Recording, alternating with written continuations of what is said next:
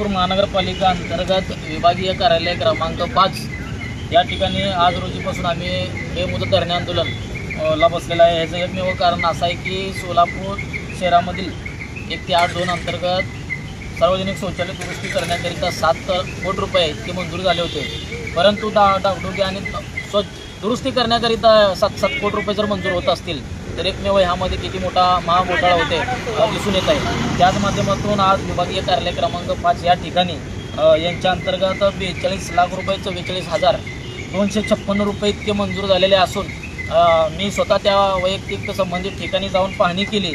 यामध्ये एकूण 6 ठिकाणं आहेत आणि संख्या 71 आहेत, म्हणजे फक्त जवळपास 71 सीटसाठी जवळपास 42.5 लाख रुपये इतके मंजूर झालेले आहेत। म्हणजे यामध्ये आपण पाहताय की अधिकारी आणि ठेकेदार यांचा कसा नाही का सुळसुळाट उठलेला आहे या ठिकाणी दिसून येत आहे।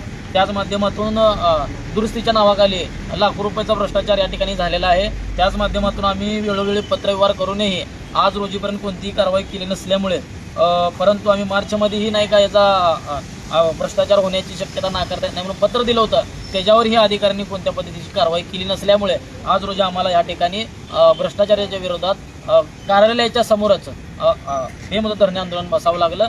जोपर्यंत यांच्यावर कारवाई केली जात नाही आणि आम्हाला लेखी स्वरूपात म्हणणं देत नाही तोपर्यंत आमचं आंदोलन हे असंच चालू राहील आणि तात्काळ यांच्यावर कारवाई करावी अशी मी प्रशासनाला विनंती करतो। अन्यथा ही आम्हाला जोपर्यंत लेखी आणि कारवाई केली जात नाही तोपर्यंत आम्ही उठणार नाही असा इशारा या ठिकाणी देतो।